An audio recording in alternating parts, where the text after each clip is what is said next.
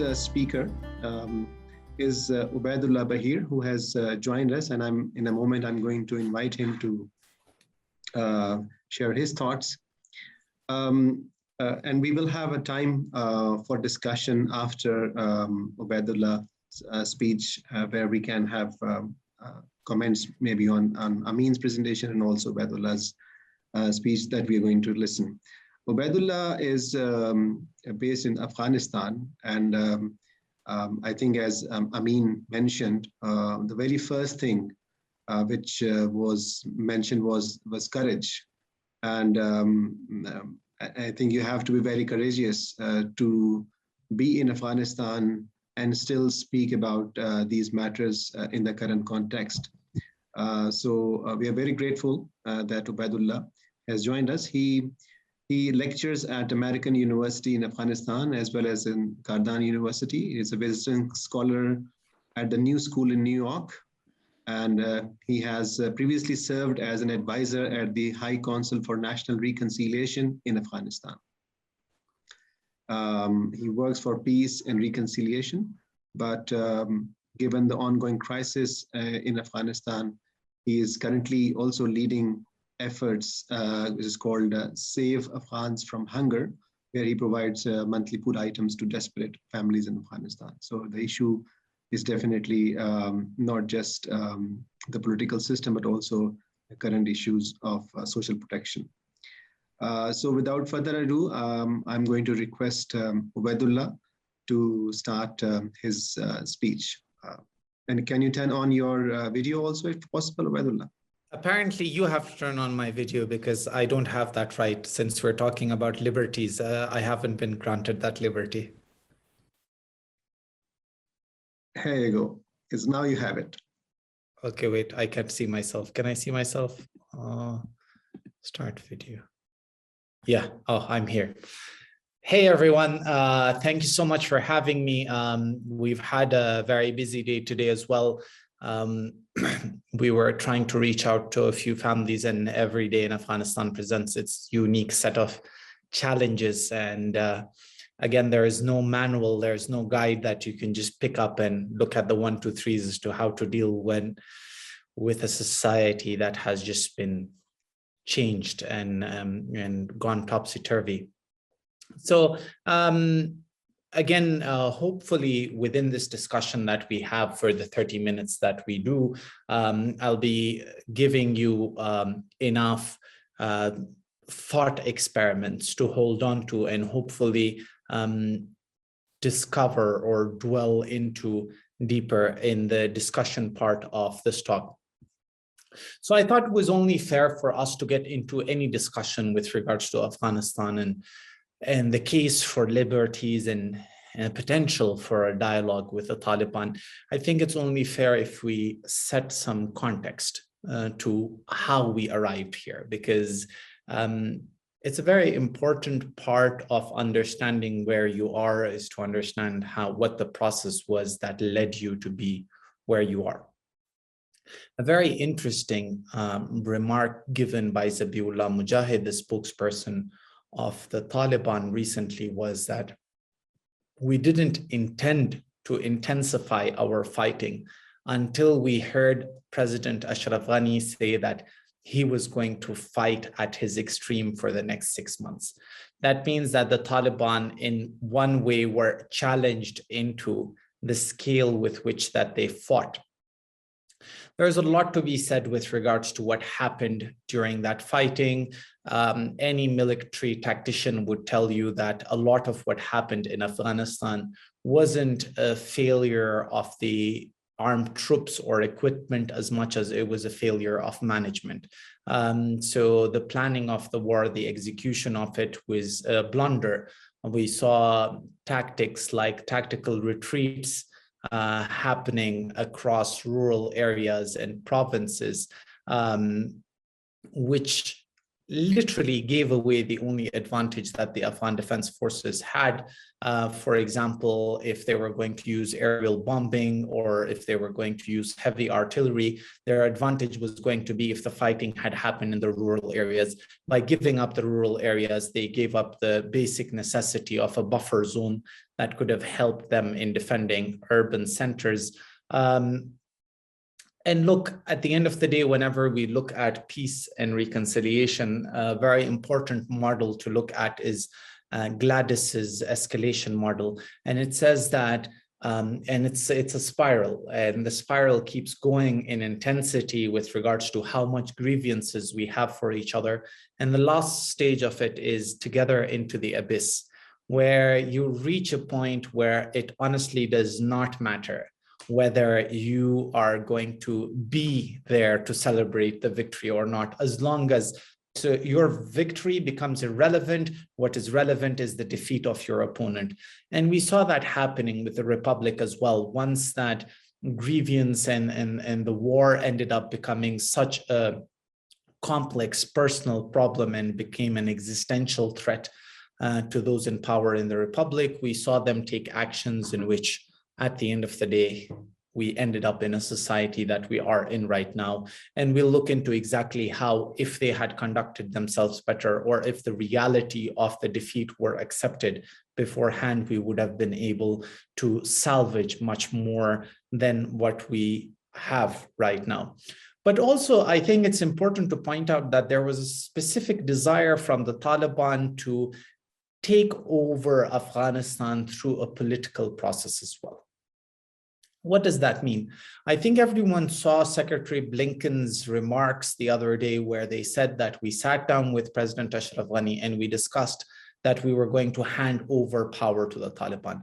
I know this personally as well, because on the day President Ashraf Ghani fled, the Taliban even then reached out to people like Karzai, like Dr. Abdullah, like Mr. Hekmatyar, in which they were trying to create a cohesion committee that would then have some sort of political handover of power to the Taliban. Unfortunately, it happened in a way where the military institutions got dissolved, people laid down their arms, and it was complete lawlessness for almost up to 30 hours in Kabul, which forced the Taliban's hand of marching into Kabul.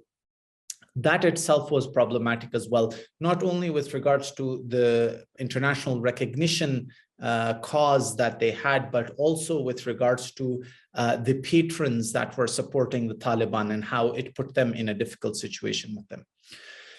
And as we all saw, once the takeover happened, the Taliban came in with a total victory. There was a huge incongruence between what they were saying and what they were doing. We saw in specific areas like Panjshir and others where mass atrocities were committed. On the other end, the Taliban had promised amnesty, which was delivered in specific areas. We saw that the Taliban kept saying that they had an issue with the brain drain of the country. They wanted people to stay, but then we saw treatment of people being beaten up for wearing suits in Afghanistan, women demonstrators being whipped on the streets, and so on and so forth. All of this, the promise for women's education and the ban that we still see persisting, all of those sort of violated the little trust that already existed between the Taliban and the urban population. And we have to dissect that population now as well to understand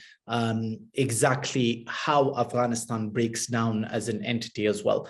But also on the other end, I think we all have to realize what the nature of the Taliban movement is, because if we're going to talk about engaging with them, and if we're going to talk about getting promises from them, we need to understand as to how they're structured. And there's a lot of literature, including that by Antonio Gustuzzi, that talks about the Taliban movement being more of a fluid insurgency, and that setup being a decentralized group of different splinters worked in their favor, because that meant that you didn't have to spend time risking the safety of the central leadership by communicating everything. So it was more like contractual work. So you would go, you would conduct operations, and then you would come back to the procurement committee and sell that operation too. So everyone there were specific symbolic processes like the flag, like the leadership that they agreed upon, but the tactics and the approach was quite different in different areas.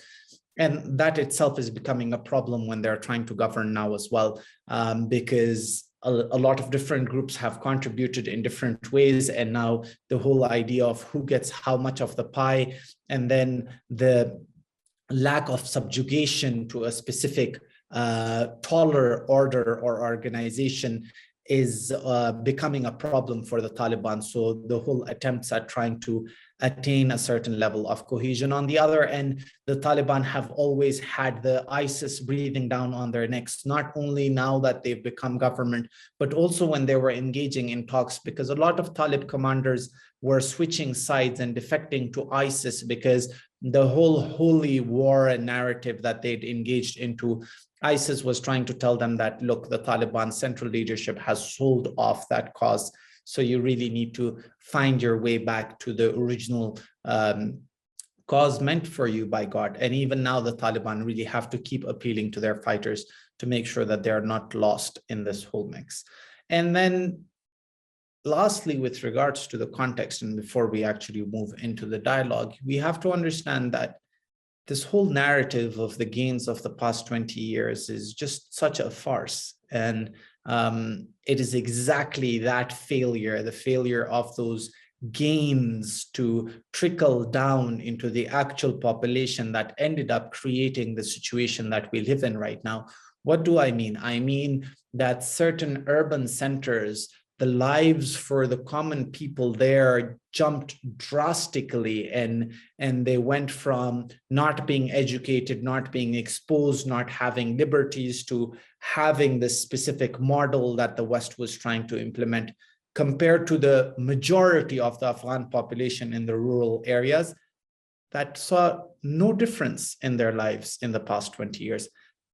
Maybe even saw a reduction in the quality of life in the past 20 years. What it meant was the only thing that was better back then was at least they were receiving some sort of form of justice, and the large-scale governmental corruption was making sure those urban, these rural population people were being locked out of that as well, which is where the major indifference that they had towards the previous regime comes from. Now that we've established all of that, right? So what happens? What happens now? One thing that I've kept repeating is the us and them narrative is gone, because right now we are stuck in one country, one city, face to face, no more barriers between us, and we really have to find a way to work together. And here's where the complexities that are introduced by something such as an intractable war that we had in Afghanistan. Intractable conflicts have this definition of having persisted for almost 2 decades. And that's something that happened in Afghanistan. At the very core of being able to convince your fighters to fight for almost 2 decades is the concept of othering. And as long as you keep telling your fighters that this is a stereotype, archetype of your enemy that we're fighting, they have a reason to keep fighting forward. And that happened to us as well, right? So the people within the cities were being told by the government through different narratives that these are outsiders, the Taliban are foreign proxies, foreign agents taking forward a foreign agenda, and so on and so forth. And they had the same thought process as well. So this whole othering was helping keep cohesion amongst the groups as well. But it also creates a huge problem for when we try to reconcile. And now that we've gotten together, there are preconceived notions that we hold, that they hold against us, which makes it very difficult to bridge that gap and have some serious communication as well.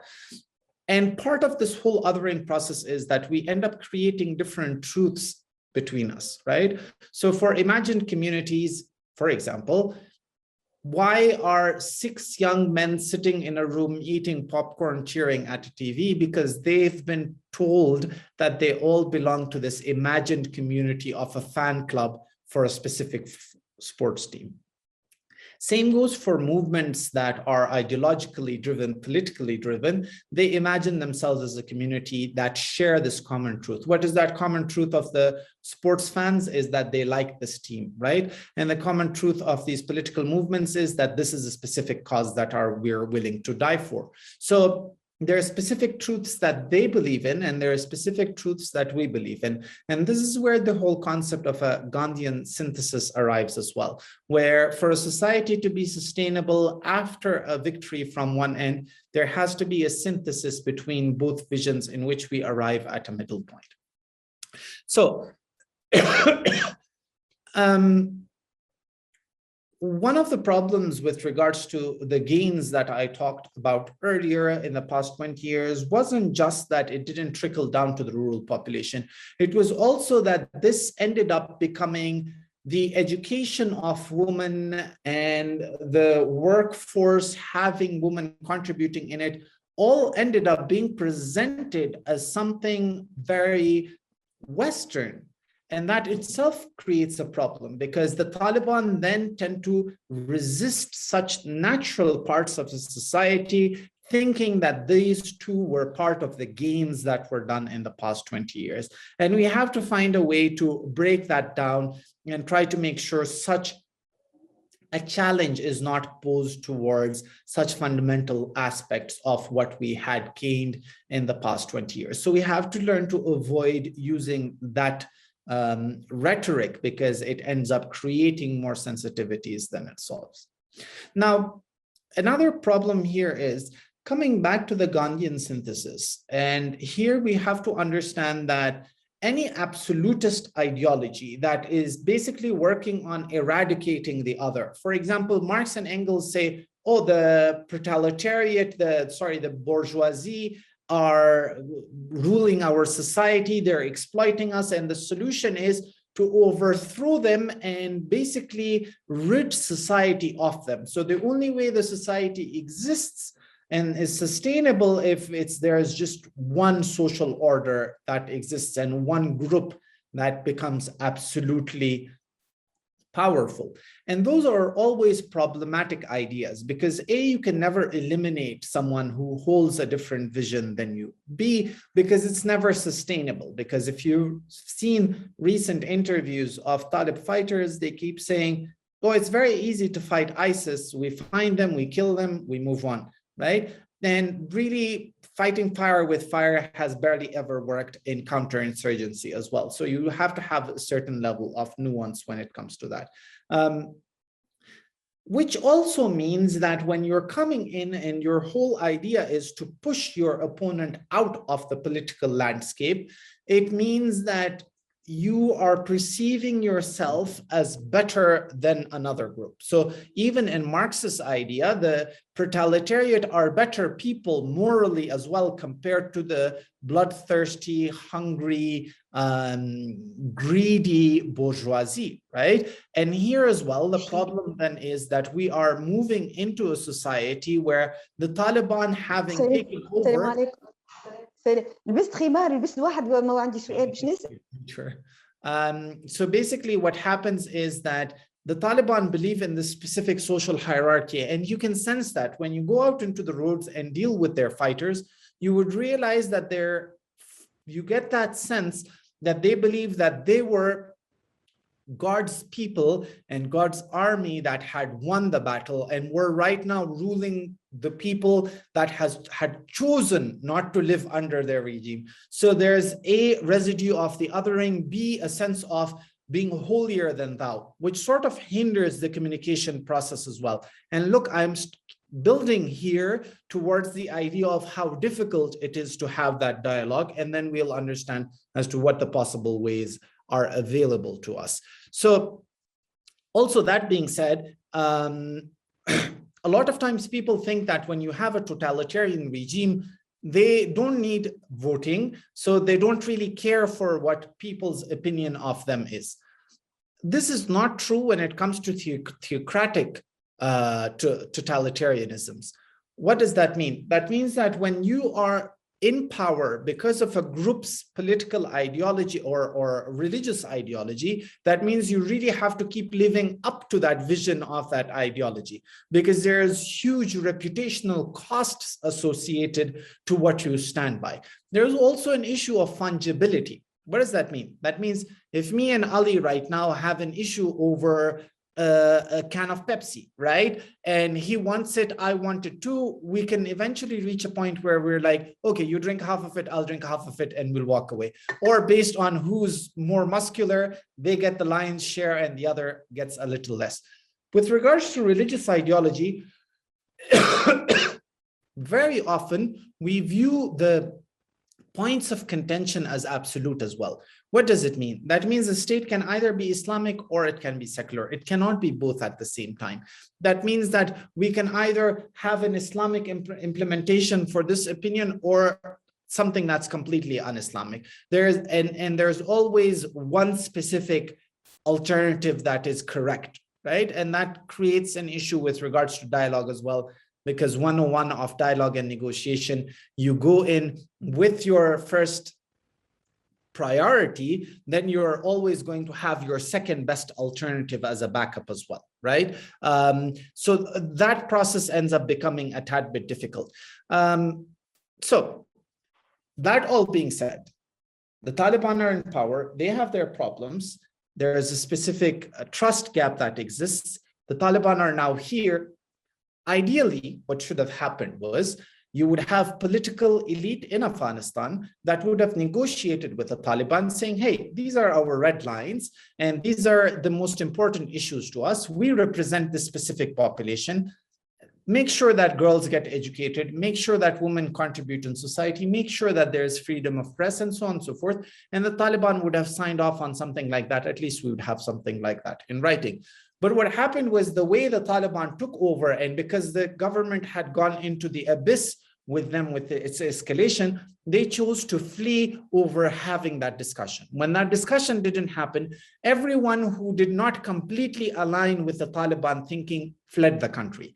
That means complete political cleanse happened with regards to the political elite. Meaning that those who chose not to leave the country, those who either did not have the option either, they all stayed, but they didn't even have anyone to represent them in engaging in that dialogue with the Taliban, right? And the other issue, which something that I already talked about, was the idea that this absolute takeover brought in some level of arrogance, brought in some distance between the Taliban and their patrons. So their patrons could have turned around and forced the Taliban into giving up specific ideas and specific policies in order to gain legitimacy. But since the Taliban now had the sense that they had, with their own might, taken over all of Afghanistan, this constant repetition of the idea that we took over a country in 11 days, which on paper sounds like the most successful military campaign in modern history, right? So that gives them a specific arrogance that stops them from basically listening to sense. Now, the problem is there is a complete lack of nuance with regards to engagement with the Taliban. What does it mean? It means the United States turns around and says, I have the lion's share of your $9 billion in federal reserves, which is definitely Afghan money. It is Afghan private bank money. It is Afghanistan's federal reserve, but I'm not going to release it because this is my way of imposing sanctions on you. I know your hospitals, every 2 out of 3 hospitals in Afghanistan depend on the World Bank's budget of $600 million to function. We're going to put sanctions on that. Why? Because at the end of the day, unless you compromise on this, and that, we're not going to release this money. Besides the whole idea of sanctions being so counterintuitive when you have an authoritarian regime, what does that mean? That means in a democracy, at least you can put sanctions, the people feel the pain, people stop voting for their leaders, leadership changes. In an authoritarian regime, the only thing you're doing with sanctions is you're putting so much pain on the people that you're pushing them towards the regime so that they can at least have some level of respite.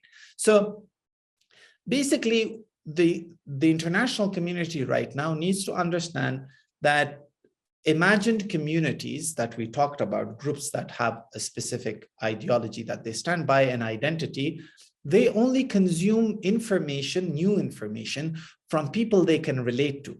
That means that as soon as the United States turns around and says, you have to do this, it becomes a matter of reputation, it becomes a matter of fungibility, it becomes a matter of identity, it becomes a matter of how you are more answerable to your own fighters, and you cannot compromise on that. So when you challenge a sacred value, so there are different values that you can negotiate about, but once you challenge the sacred values that are at the core of someone's identity, then they feel like they will betray their own selves if they agree to you. That means they start showing more rigidity.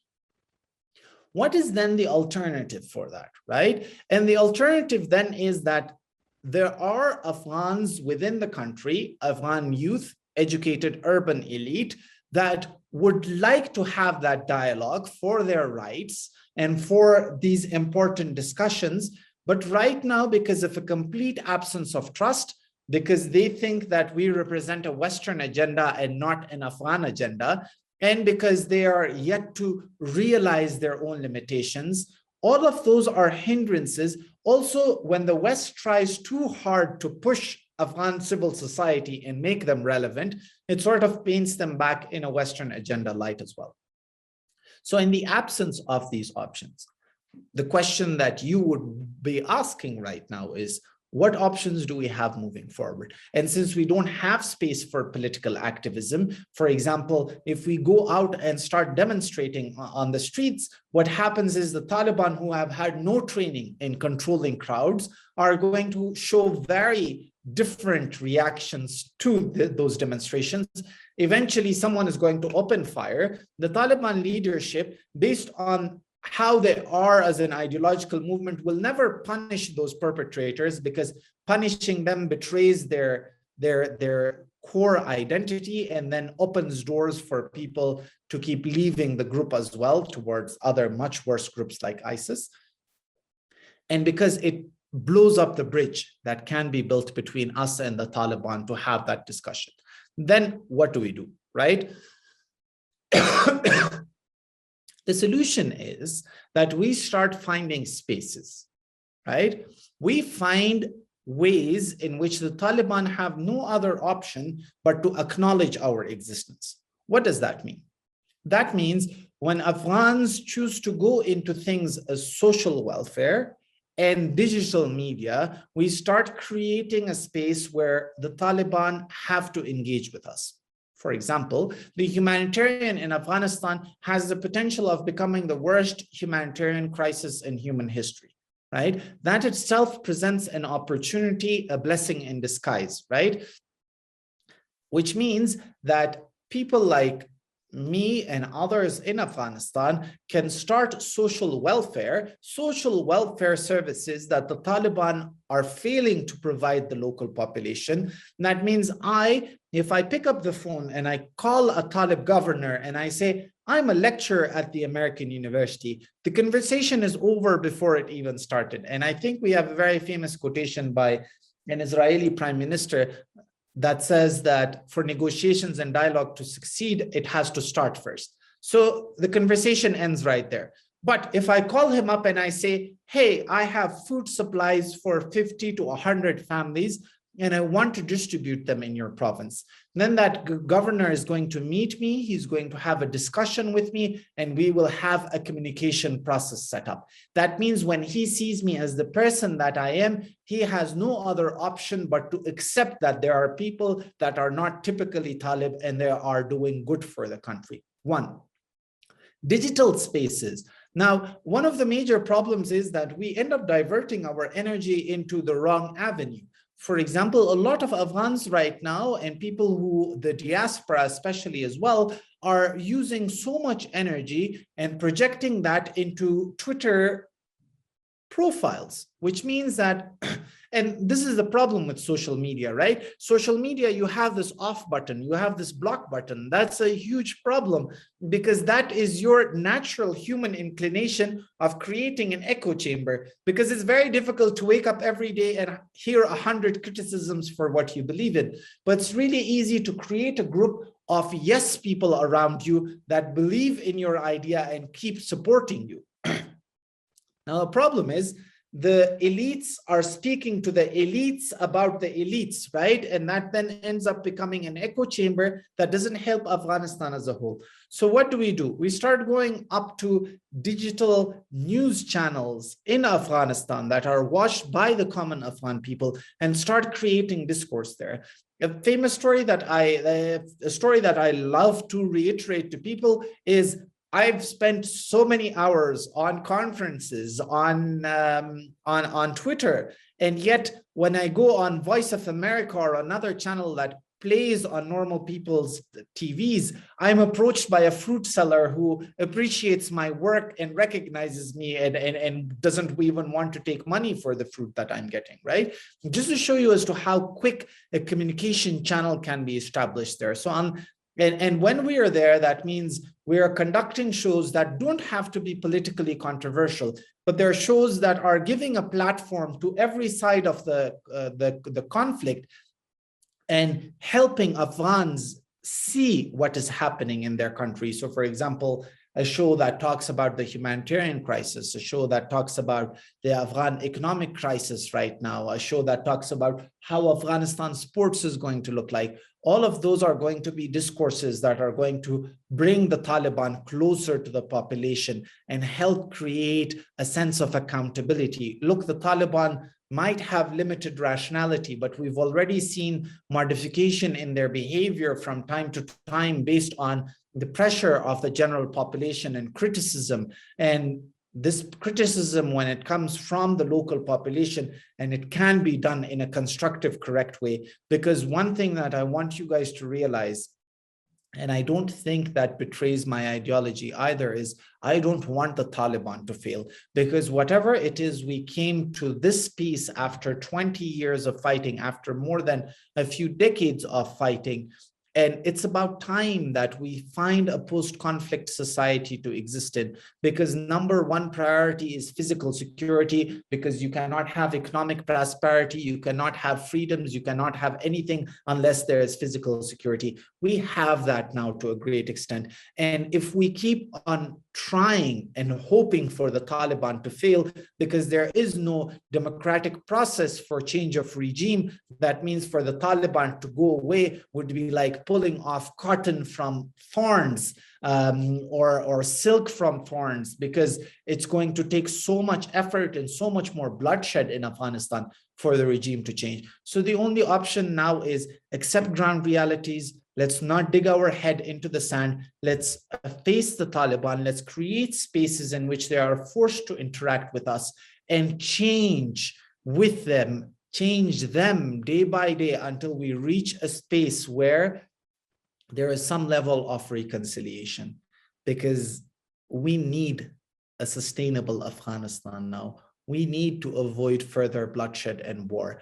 And we need to help the Taliban figure out the role that is now upon them, because they're not an insurgent group anymore. And they really have to start recognizing their sovereignty as a right, as a responsibility rather than a right. Once that happens, everything else will follow. The chips will start falling in place, and hopefully, we can have a prosperous Afghanistan. Thank you for listening to me. I'm sorry if I took up more time than I should have. And hopefully we can have a constructive discussion based on these ideas. Thank you.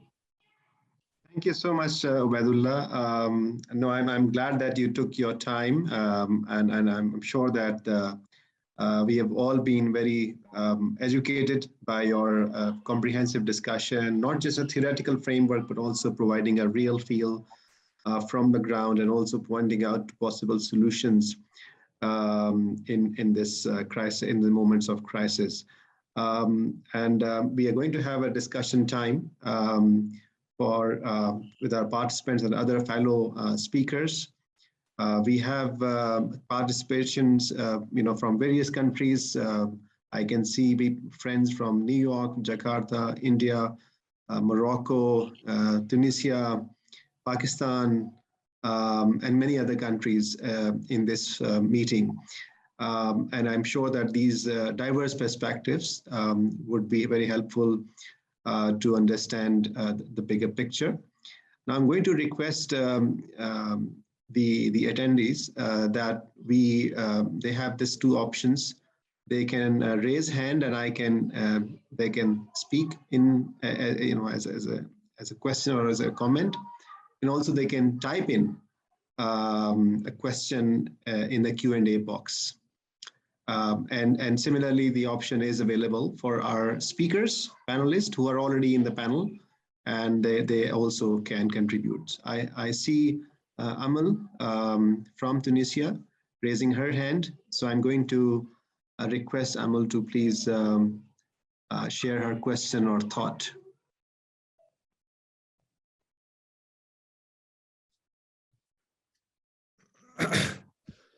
Amal, can you speak? Hello, Assalamu alaikum again. Can you hear me? Yes, we can hear you, Amal. Please. Okay, thank you very much, Dr. Ali. Thank you to your panelists. My question is to Prof. Mohammed Amin. In his question, very, very important question, he said the following: why must majority countries, or are most majority countries, lagging behind? This is, I think, a crucial civilizational question. In his answer, among the answers he gave, he mentioned, for example, the religious beliefs. He mentioned also the backwardness of these countries. And this backwardness, according to Prof. Mohammed Amin, is due to the lack of religious, political, and economic freedom. My question is the following. Let me start from my country, Tunisia. In Tunisia, which I think it's a counter example, this is my opinion at least, it's a counter example. We have recently, until recently at least, until before July the 25th, what you call a sort of very, very progressive constitution, liberal constitution, democratic constitution with religious, political, economic freedom. But instead of that, we still lag behind. We still are unable. I mean, this experience is still unable to deliver. We are still among the backward countries. So I know maybe you can answer me. We have been only for 10 years in this experience, and 10 years is nothing in people's in the history of people and societies. But still, I'm convinced there should be other reasons also, in addition to, I mean, for example, here in Tunisia, structurally speaking, there are reasons. There is a structural analysis of how power is distributed, for example, in society, within society, economically speaking and politically speaking, and how the political settlement itself is settled in addition. Because we saw that you can have the best of constitutions, you can also have freedoms in reality.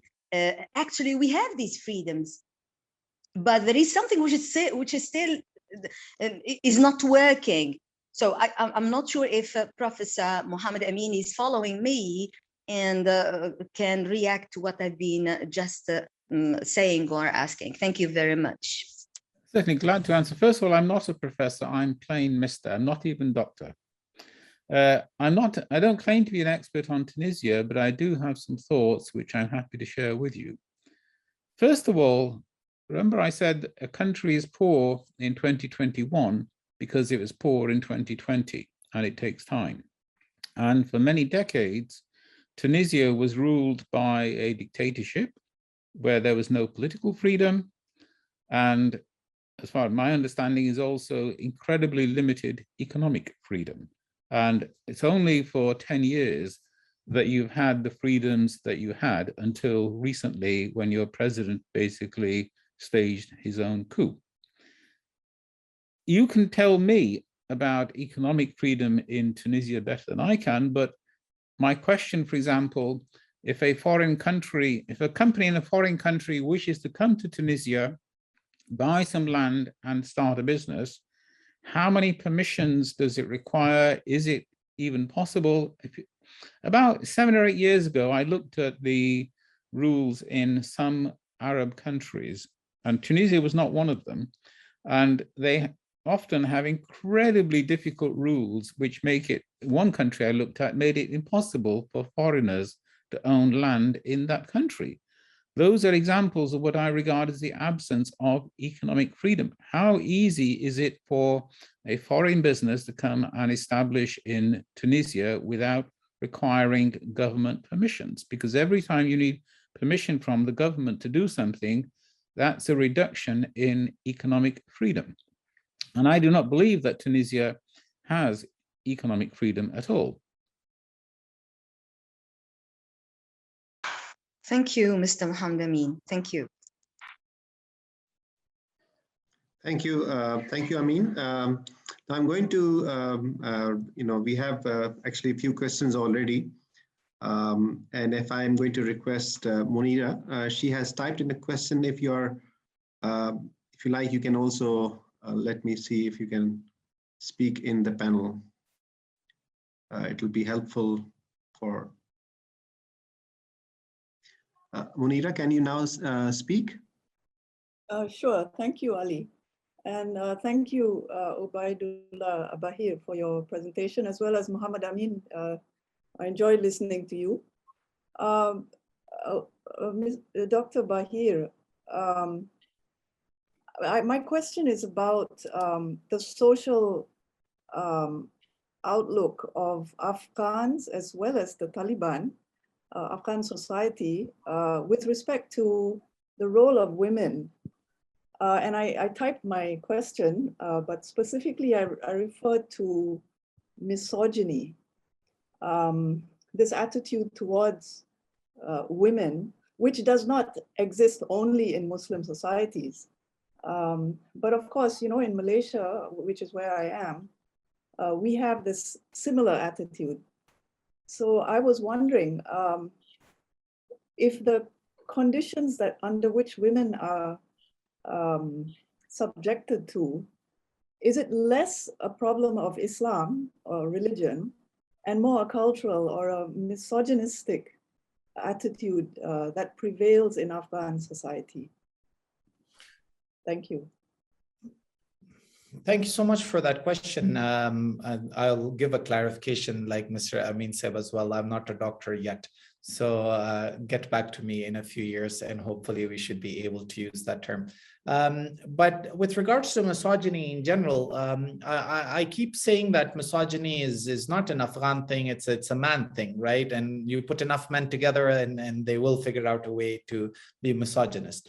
But especially within Afghanistan, and we sometimes accuse the Taliban of not practicing Islam, but practicing Pashtunism, right? And the Pashtun culture in itself has, because of lack of development, really not evolved with time as well.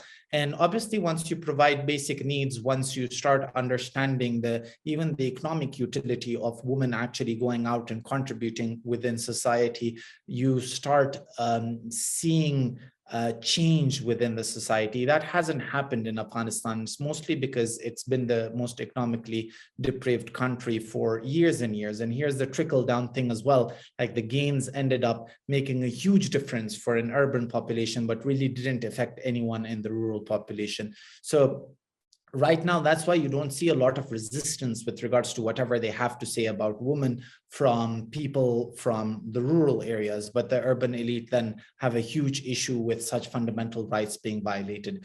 As to how does that change, I've actually previously written about this, I think, for the Washington Post, in which I talk about how, like Iran and Saudi Arabia, it starts with you getting enough space to start work. For example, if you get them to I was more than happy with them going with segregating classes or putting curtains between classes, as long as it means that women are there in the university, because you will have to make compromises. You have to start small and then hope that with time you grow on the Taliban and they start understanding that. So for example, in Saudi Arabia, it was purely an economic thing where Saudi Arabia realized that if they locked out half of their population, they couldn't economically prosper. They couldn't rely on a perishable commodity such as oil till eternity. So we're hoping that sense eventually prevails. So for now, create enough spaces to keep moving forward, hoping that an economic prosperity ends up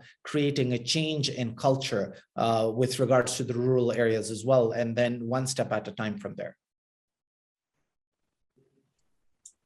Okay, thank you. I will look up your writing in the Washington Post, and anyway, the answer you gave is satisfactory. Thank you. Thank you.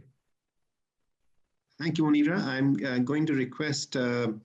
Khalid Masood to kindly share his question.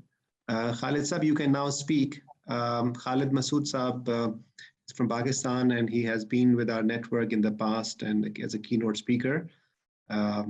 And a very well-known scholar around the world. Khalid Saab, can you please speak? Yeah, I think my question is very clear if you can read it. What I'm asking is that outside the Afghanistan, we are experiencing as if it is an impasse that between Taliban and the American proposal to move Afghanistan towards progress. So are these two quite contradictory approaches, or is there a middle way between? The term that we use often is that the West and the Taliban are in a staring competition, and there are people dying all around, but it's just the staring that's going on. And we really need to prioritize. Yes, there are differences of opinion and differences of vision, but all of that can be sorted out in the coming months and years. So for example, what is important to understand is this scale of human suffering that is happening in Afghanistan, which means that the longer the sanctions remain and the longer there is a complete absence of a working relationship, Afghans will keep suffering. So that discussion probably needs to go on a back burner. And right now we need to figure out a way which goes just short of international recognition, but is above having sanctions on the Taliban. And there are ways of the international community enabling civil societies within Afghanistan to provide fundamental work that will help the cause of creating spaces from within Afghanistan, so that change in vision, if there is going to be any alignment with the West or even coming to a common ground, has to happen organically from within Afghanistan. No amount of pressure on the Taliban is ever going to get them to compromise on core values that they stand by, because the moment they do that, they lose their own fighter base, they lose their own identity as well. So there is an impasse, but right now, human suffering and curtailing that should be prioritized, and any reconciliation and vision has to come bottom up, has to be organic, has to be from within Afghanistan. And that support from the West then has to be nuanced. For now, figuring out a working relationship to avoid the worst possible humanitarian crisis ever in Afghanistan should be prioritized. Khalid Saab, any follow-up?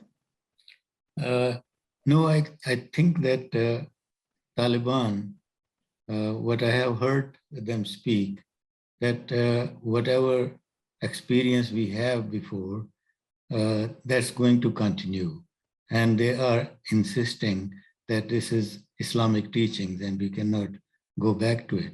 So then when they get recognition from the international community, then they are stronger because they have Islam on their side and the international community on their side.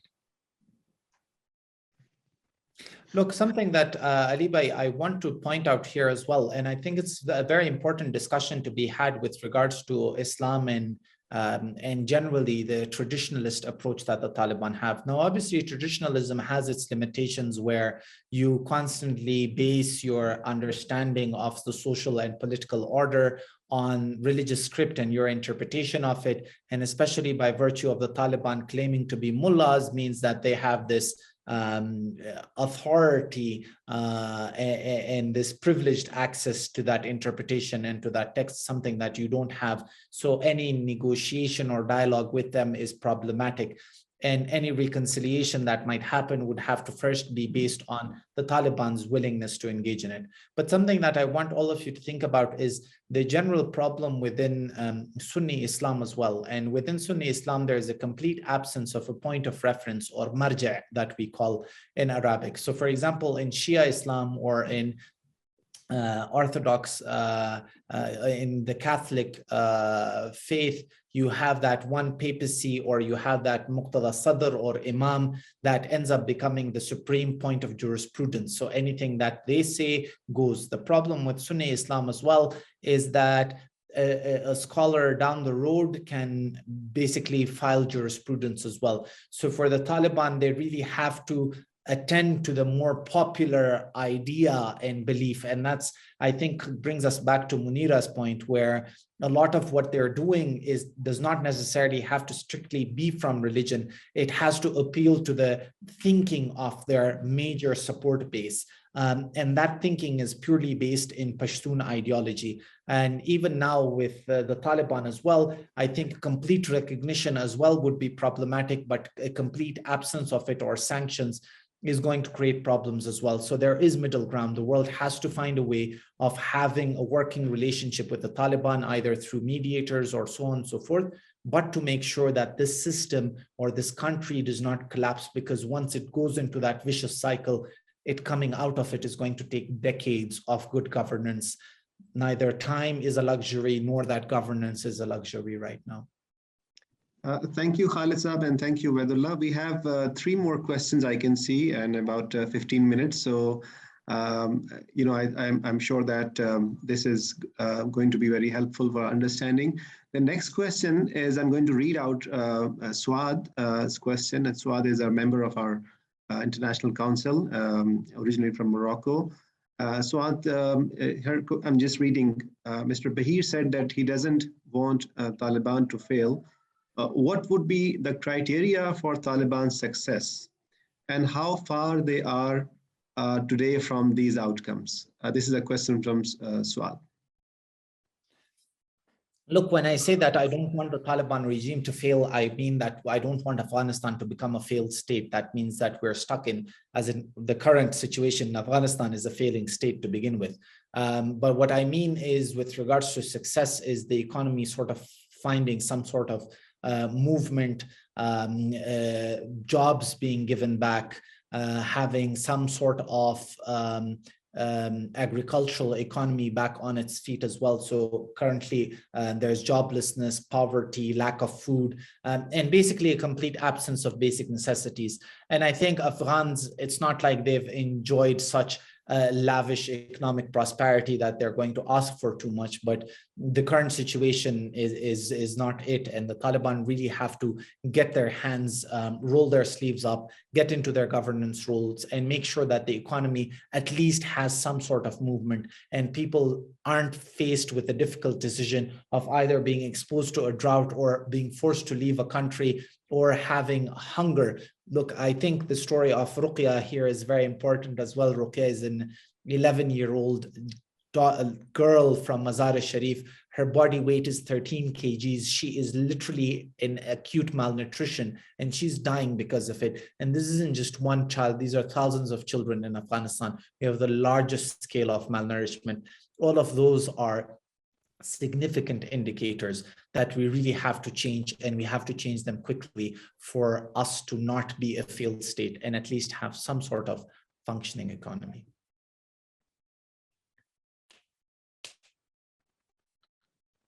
Thank you. I'm going to allow Tawheedul Islam, our friend from Bangladesh, to share his question. Tawheed, floor is yours. Would you like to speak?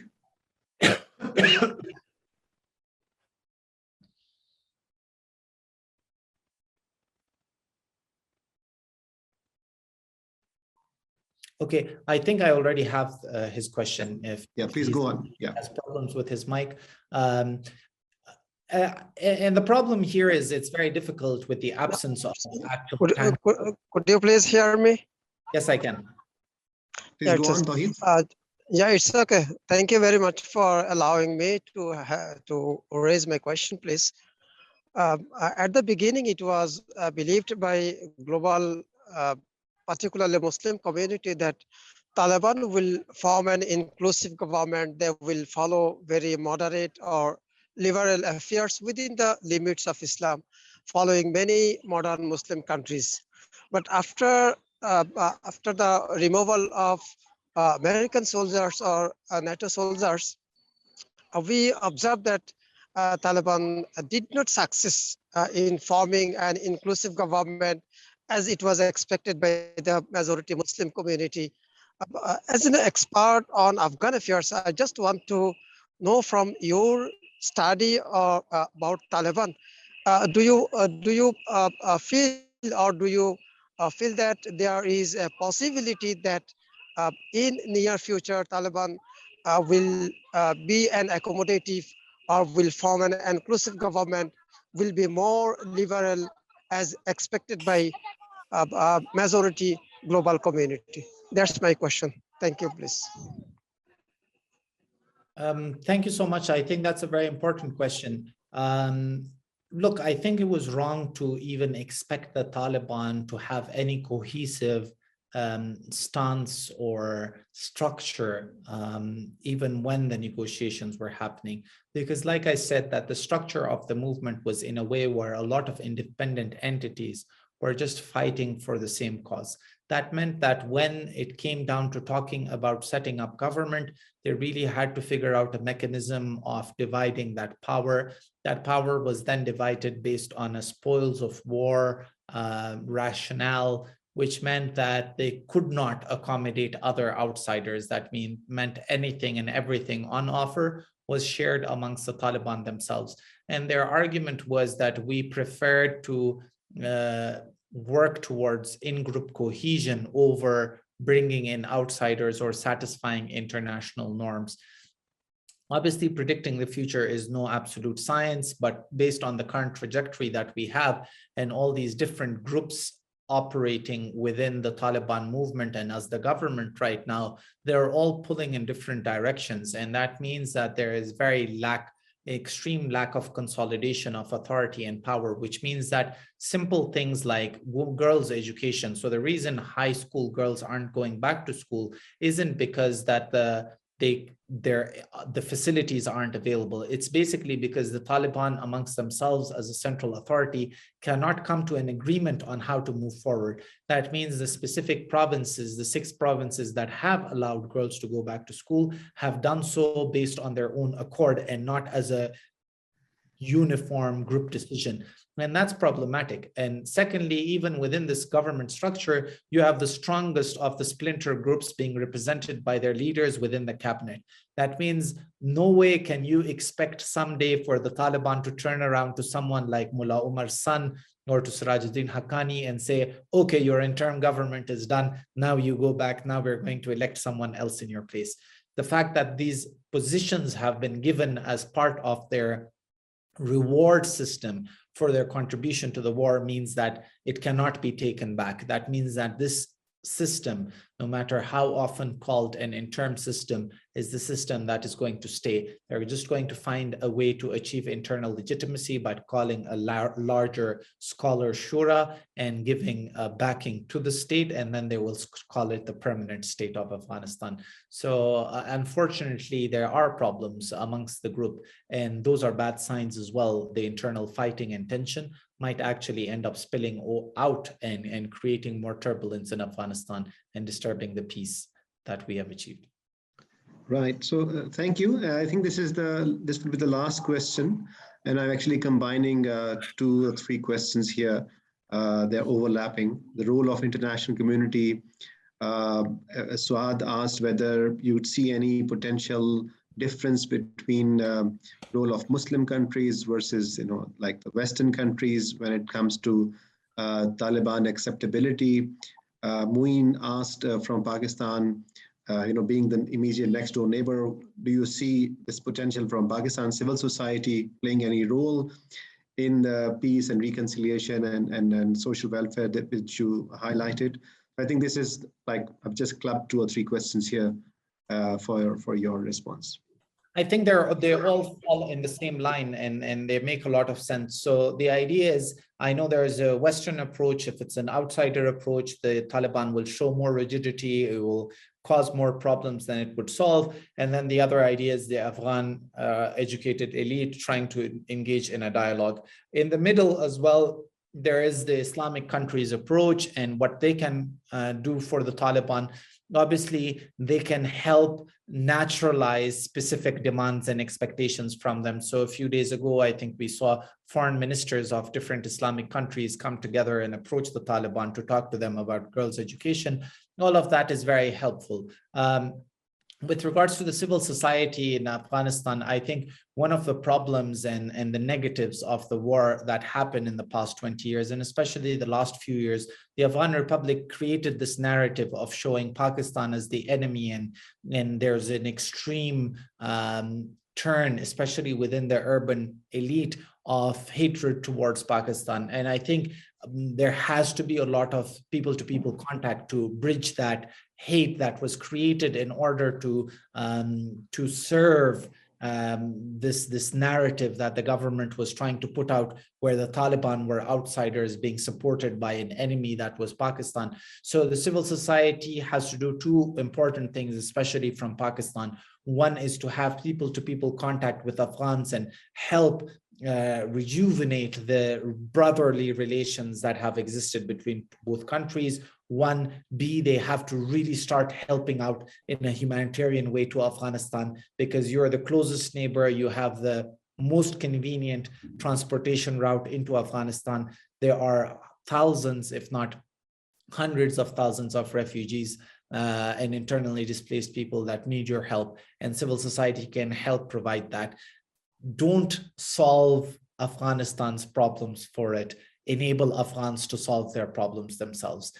If that is a mantra that every country in the region starts believing in, trust me, we will have no more wars in Afghanistan for any foreseeable future. And that's a message that Iran, that China, that Russia, that any neighbor to Afghanistan really has to think about. And civil societies are the best way to approach a problem and solve it. We've had a very prosperous history together, and let's make sure that we can have that live through these turbulent times, rather than ending at the other edge of the shore and then looking at each other and not recognizing who we were, right? So yeah, I hope that answers the question. It clearly does. And I think what you said in your last remark, enabling and not trying to solve the problem, I think this is the important message for Pakistan and other countries which are trying to help the Afghan people through this crisis. I don't see other questions or any other, I think, comments from the floor. But I really want to thank you, Obaidullah, for your time and the and depth of your analysis. I think you have addressed the situation from the ground, and we are all well informed after this conversation. And I'm pretty sure that the audience coming from different countries, have taken your message, and we hopefully will be able to, take some action within the capacities of our individuals and organizations. I also wish to thank the audience for a very, I would say, informed and engaged discussion in our first panel. And I really hope that all of you